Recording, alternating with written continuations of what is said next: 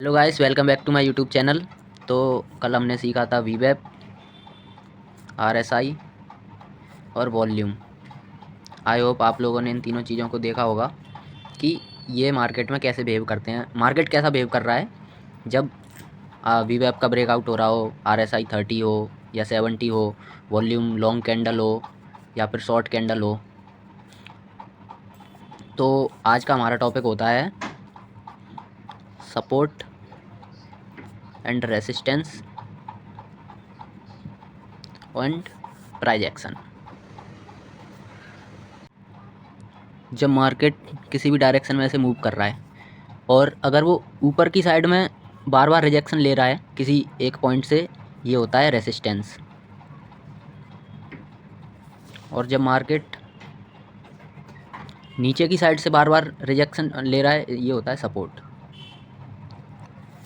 तो गाइस, आप लोग देखना मार्केट में क्या हो रहा है। और आप सब लोगों को पता होगा कि ये सपोर्ट जो होता है वो कई टाइप से होता है। जैसे ट्रेंड लाइन बनाता है, कभी कभी हॉरिजॉन्टल लाइन बनाता है, और कभी ये अप ट्रेंड हो गया, ये डाउन ट्रेंड हो गया। ये मेन 3 इंपॉर्टेंट डायरेक्शंस होते हैं। ये सपोर्ट में भी काम करते हैं और ये रेसिस्टेंस भी, यही सेम 3 इंपॉर्टेंट होते हैं। तो चलिए प्राइस एक्शन को देखते हैं आज।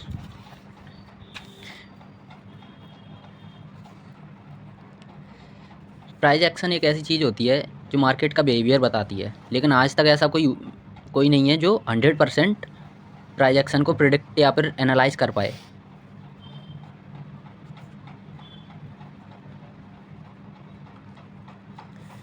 तो लेकिन प्राइस एक्शन ऐसा है कि अगर इसका अपन 20% भी समझ लेना तो अपने लिए काफ़ी है। और अपन को कुछ जोन्स में ही इस प्राइस एक्शन को समझने की ज़रूरत है। कोई नहीं बता सकता कि अगली कैंडल कैसे कौन सी बनेगी, लॉन्ग विक या फिर मतलब आप लोगों ने देखा होगा कि मार्केट मूव कर रहा है, वो अचानक से एक लंबी सी विक दे दिया, ऊपर गया, विक दे के वापस जोन में फिर आ गया। तो ये चीज़ें मतलब प्रिडिक्ट नहीं की जाती हैं।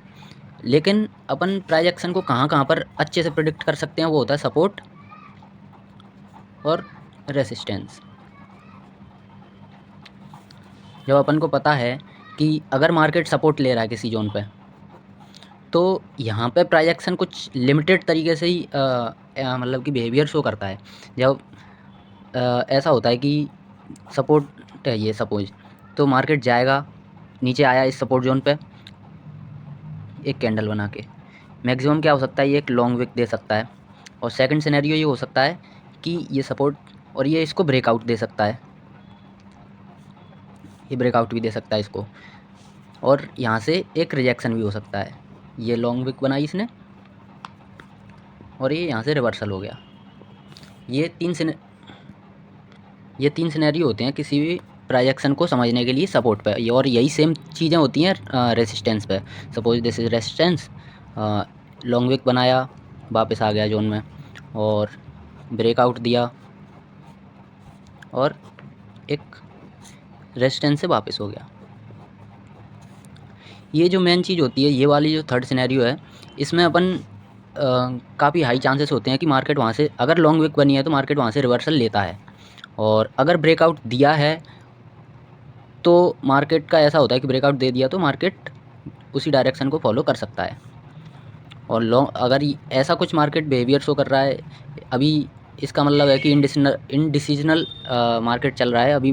मार्केट में जो बायर्स होते हैं, सेलर्स होते हैं, कंफ्यूज हैं कि किस डायरेक्शन में मार्केट जाएगा।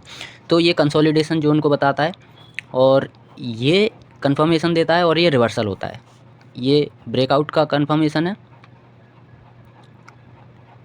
या ब्रेकडाउन, और ये रिवर्सल। लेकिन इतना जानना हमारे लिए काफ़ी नहीं है। जैसे कि हमने कल देखा था वीवेब, आरएसआई और वॉल्यूम।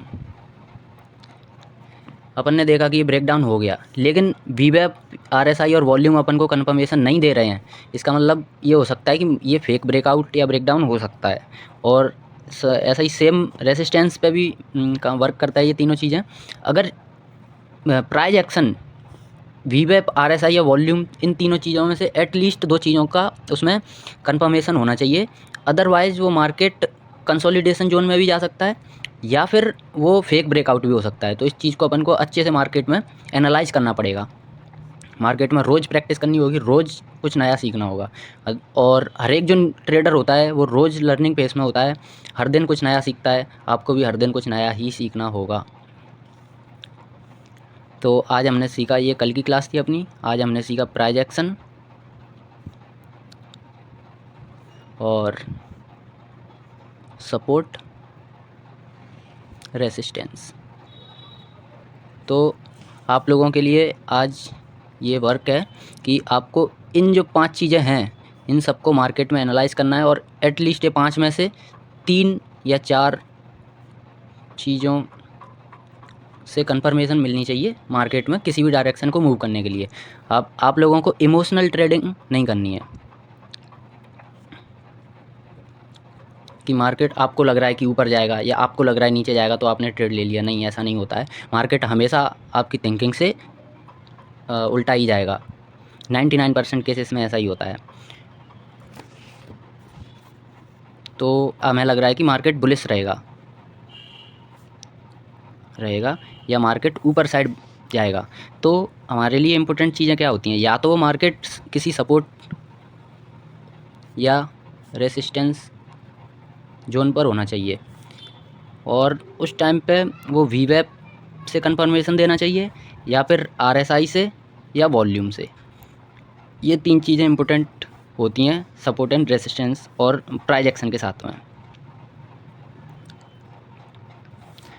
तो आज का हमारा होमवर्क होगा इन चीज़ों, ये 5 जो चीज़ें हैं इनमें से हमें मार्केट में एनालाइज़ करना है, मार्केट बुलिश रहेगा या बियरिश रहेगा, और उसके हिसाब से डिसीजन लेना है किसी भी ट्रेड को लेने के लिए। सो थैंक यू गाइस, आज की क्लास यहीं ख़त्म करते हैं।